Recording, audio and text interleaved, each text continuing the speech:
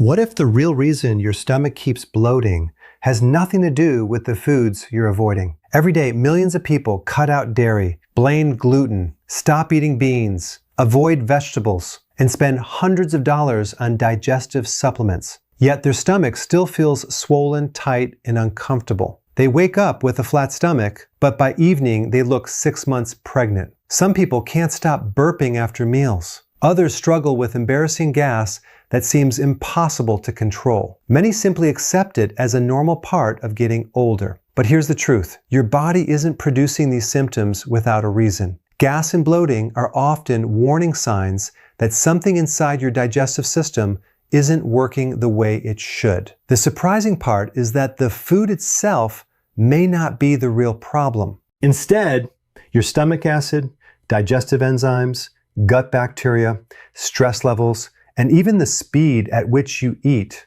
could all be working together to create the perfect environment for bloating. Today we're going to uncover what really happens inside your digestive system, why healthy foods sometimes make digestion worse instead of better, and the hidden mistakes that silently damage your gut every single day. By the end of this video, you'll understand your digestive system in a completely different way. And some of these facts may completely change how you think about food forever. Most people think digestion begins when food reaches the stomach, but the process actually starts long before that. The moment you see, smell, or even think about food, your brain begins preparing your digestive system for the meal ahead. Saliva starts flowing, digestive enzymes begin activating, and your stomach prepares to release acid. This entire process has evolved over hundreds of thousands of years to help humans extract every possible nutrient from food. Under normal conditions, digestion works almost effortlessly. Food enters the stomach, proteins begin breaking down, fats are prepared for digestion, carbohydrates continue being processed, and nutrients eventually reach the intestines where they're absorbed into the bloodstream. You rarely notice any of this happening because a healthy digestive system works quietly behind the scenes. The problems begin when one small step in this incredibly complex process stops working efficiently. Imagine your digestive system as a sophisticated assembly line inside a factory. Every department has one specific responsibility. The stomach is responsible for preparing food so the intestines can absorb nutrients efficiently. The small intestine acts like a massive absorption center, collecting vitamins, minerals, proteins, healthy fats, and carbohydrates that fuel every organ in your body. The large intestine finishes the remaining work while housing trillions of beneficial bacteria that help maintain your overall health. When every department performs its job correctly, food moves smoothly through the entire system. But if one department falls behind, the rest of the factory begins experiencing delays. Food remains inside the digestive tract longer than it should. Bacteria gain extra time to ferment undigested nutrients, and gas production starts increasing rapidly. The bloating you feel on the outside is often the result of a chain reaction that began hours earlier deep inside your digestive system. One of the biggest misunderstandings in digestive health involves stomach acid.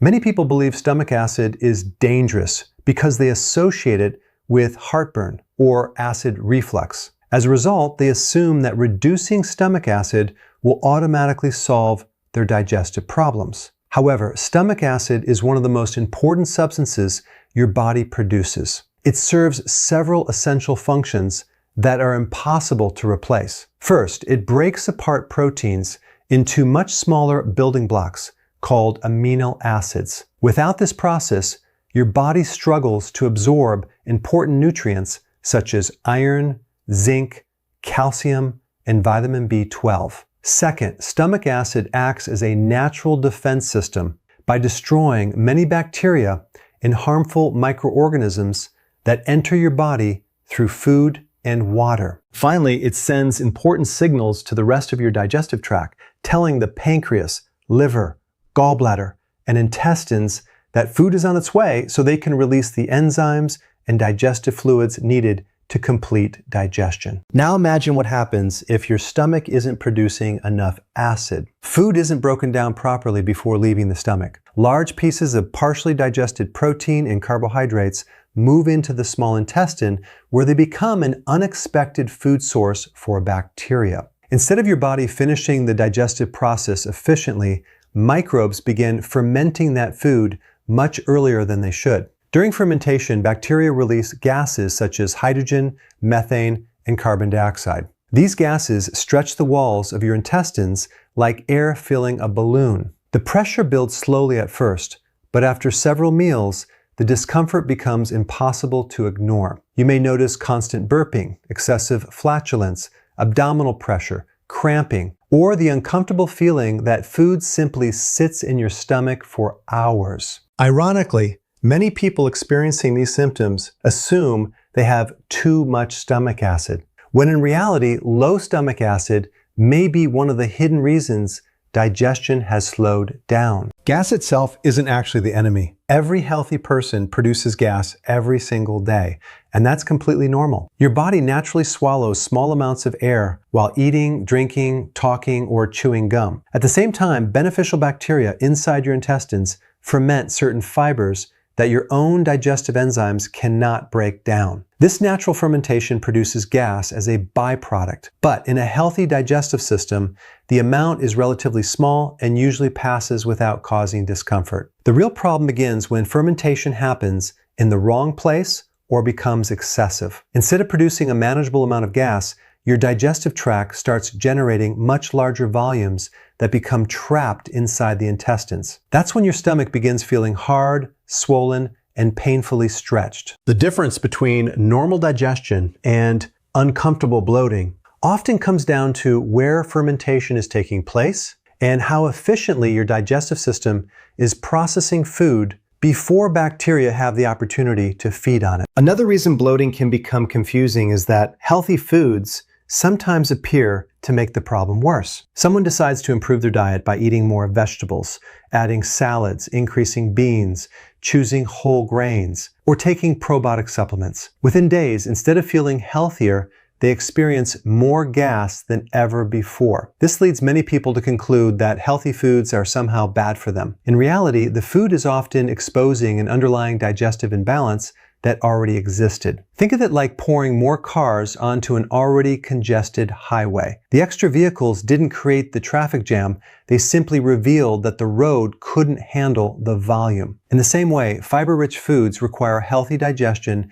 and balanced gut bacteria to be processed efficiently. If digestion is already slowed down, or bacteria are growing where they shouldn't, these nutritious foods provide additional fuel for fermentation, temporarily increasing bloating until the underlying issue is addressed. One of the most fascinating discoveries in digestive science is that the location of bacteria matters just as much as the bacteria themselves. Your digestive tract isn't designed to contain the same number of microbes everywhere. Instead, every section has its own unique environment.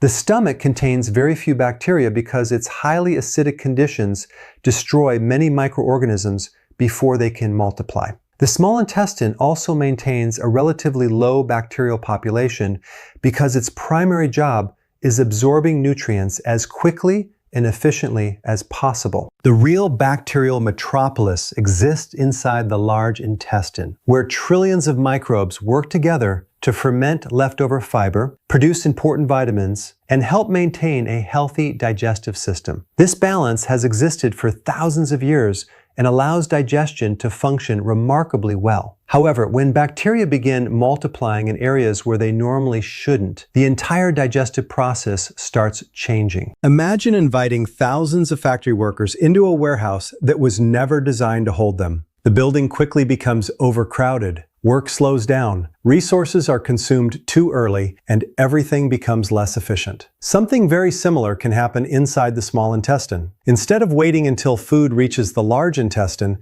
bacteria begin feeding on carbohydrates, sugars, and certain fibers much earlier than intended. As they consume these nutrients, they release gases including hydrogen, methane, and carbon dioxide. This fermentation process creates pressure inside the intestines, leading to bloating, abdominal discomfort, frequent burping, excessive gas, and sometimes even constipation or diarrhea. Some people notice their symptoms within 30 minutes after eating, while others experience discomfort several hours later, depending on how quickly food moves through their digestive tract. The important point is that fermentation occurring in the wrong location often produces symptoms that seem completely unrelated to the actual cause. This also explains why two people can eat exactly the same meal and experience completely different outcomes. One person may enjoy a large bowl of vegetables, fruit, beans, and whole grains without feeling any discomfort whatsoever. Another person may eat only half the portion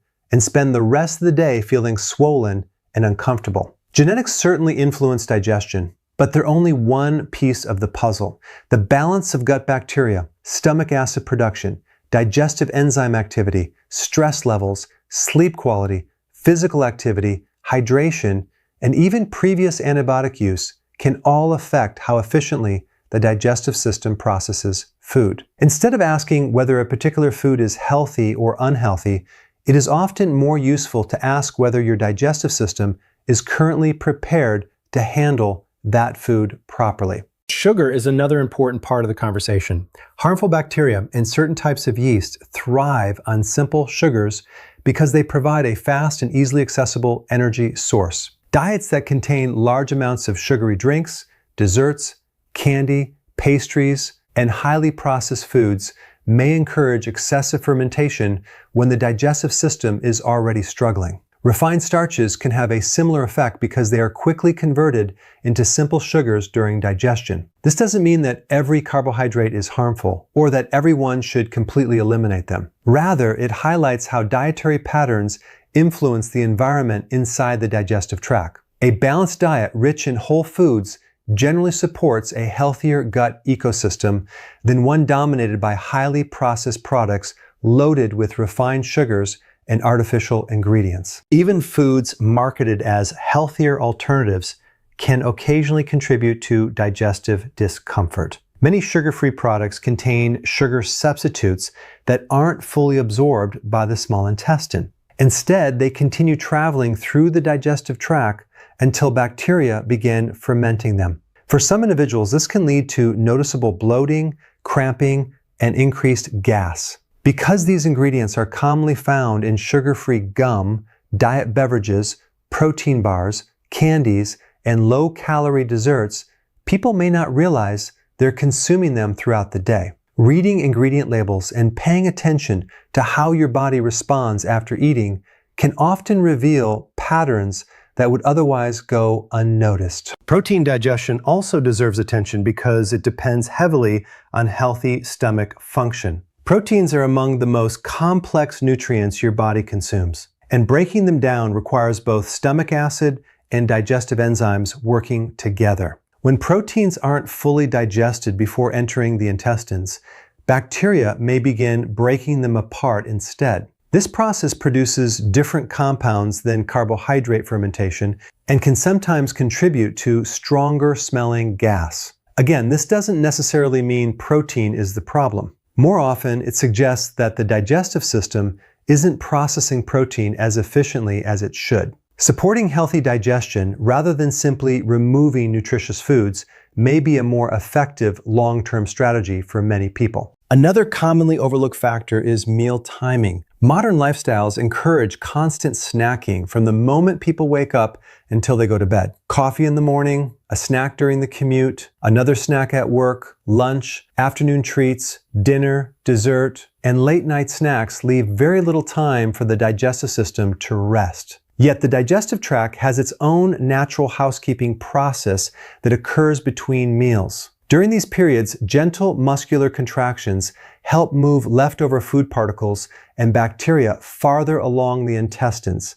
essentially cleaning the digestive tract in preparation for the next meal. Constant eating may interrupt this process, giving undigested food more time to remain inside the digestive system. While everyone's nutritional needs differ, Allowing appropriate gaps between meals instead of grazing continuously may support more efficient digestion for some individuals. Stress may be one of the most underestimated contributors to digestive problems. Your brain and digestive system remain in constant communication through a complex network often referred to as the gut-brain axis. When the brain perceives danger, whether it's physical or emotional, the body shifts into survival mode. Heart rate increases, stress hormones rise, muscles tense, and blood flow is redirected toward the organs needed for immediate action. Digestion temporarily becomes a lower priority because escaping danger is considered more important than processing lunch. While this response is extremely useful during real emergencies, chronic stress can leave the digestive system functioning below its full potential for weeks, months, or even years. Reduced stomach acid production, slower intestinal movement, altered gut bacteria, and increased sensitivity to abdominal discomfort may all occur when stress remains consistently high. This is one reason why people often notice fewer digestive problems during vacations, weekends, or other relaxing periods compared with stressful workdays. Sometimes improving digestion isn't only about changing what's on your plate. It's also about reducing the invisible pressure your nervous system experiences every single day. While food often receives most of the blame for bloating, the truth is that your daily habits can influence digestion just as much as what's on your plate. One of the simplest examples is how quickly you eat. In today's fast-paced world, many people finish an entire meal in less than 10 minutes while answering emails, scrolling through social media, watching television, or driving. During that time, they barely chew their food and unknowingly swallow large amounts of air with every bite. Those extra pockets of air travel into the digestive tract, adding to the gas already being produced through fermentation. At the same time, large pieces of food require much more work from the stomach and intestines, slowing digestion even further. Something as simple as chewing each bite thoroughly, putting your fork down between bites, and eating without distractions gives your digestive system a much better opportunity to process food efficiently. These small habits may sound insignificant, but over weeks and months, they can have a surprisingly meaningful impact on digestive comfort. Hydration also plays a larger role than many people realize.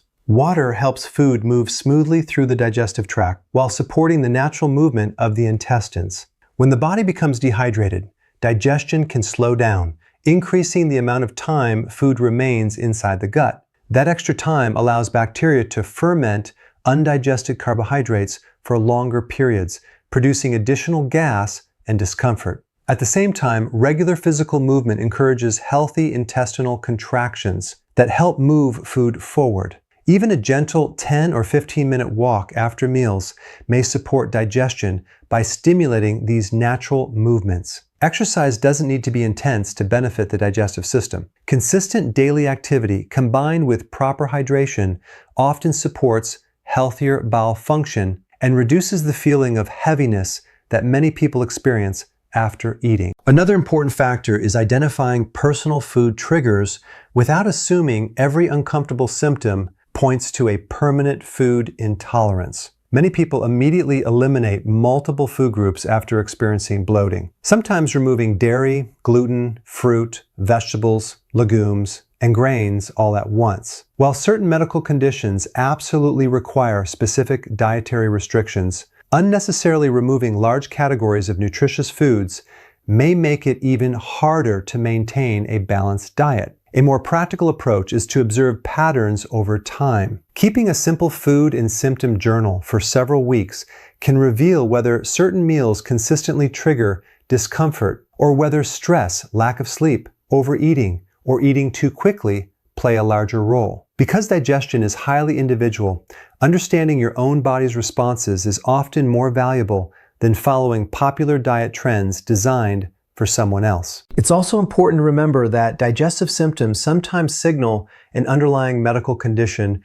rather than a simple dietary issue. Persistent abdominal pain, unexplained weight loss, blood in the stool, ongoing vomiting, difficulty swallowing, severe diarrhea, fever, or symptoms that continue despite lifestyle changes should always be evaluated by a qualified healthcare professional. Conditions such as food allergies, inflammatory bowel diseases, celiac disease, ulcers, gallbladder disorders, and other digestive illnesses require proper diagnosis and treatment. While lifestyle habits can improve digestive health for many people, they should never replace professional medical care when warning signs suggest something more serious. Perhaps the biggest lesson is that digestive health isn't determined by one single food, one supplement, or one quick fix. Your gut functions as an interconnected ecosystem where stomach acid, digestive enzymes, beneficial bacteria, stress levels, sleep quality, physical activity, hydration, and nutrition all influence one another. Improving only one area while ignoring the rest may produce temporary improvements, but long-term digestive health usually comes from supporting the entire system rather than chasing individual symptoms. Instead of asking, what food should I eliminate next, it may be more helpful to ask, how can I create a healthier environment for my digestive system overall? That shift in perspective changes the goal from fighting symptoms to supporting the body's natural digestive processes. The encouraging news is that the digestive system is remarkably adaptable. The cells lining your intestines constantly renew themselves. Beneficial bacteria respond to long-term lifestyle habits, and digestion often improves gradually as healthier routines become consistent. Progress rarely happens overnight, and there isn't a single solution that works for everyone. However, paying attention to how you eat, managing stress more effectively, staying physically active, getting enough sleep, eating a balanced diet, and seeking medical advice when symptoms persist can collectively make a meaningful difference over time. Small improvements repeated consistently are often far more powerful than dramatic changes that last only a few days. So the next time your stomach feels bloated or uncomfortable, resist the temptation to immediately blame the last thing you ate. Instead, consider the bigger picture. Your digestive system is constantly communicating with you, and those uncomfortable symptoms may be valuable clues rather than random inconveniences. Understanding what your body is trying to tell you is the first step toward making informed decisions that support long-term digestive health. The goal isn't simply to produce less gas or reduce bloating for one afternoon. It's to create a digestive system that works efficiently every day, allowing you to enjoy food with confidence instead of worrying about what might happen after every meal. When you begin supporting your gut instead of constantly fighting against it, your entire body has a better opportunity to function at its best.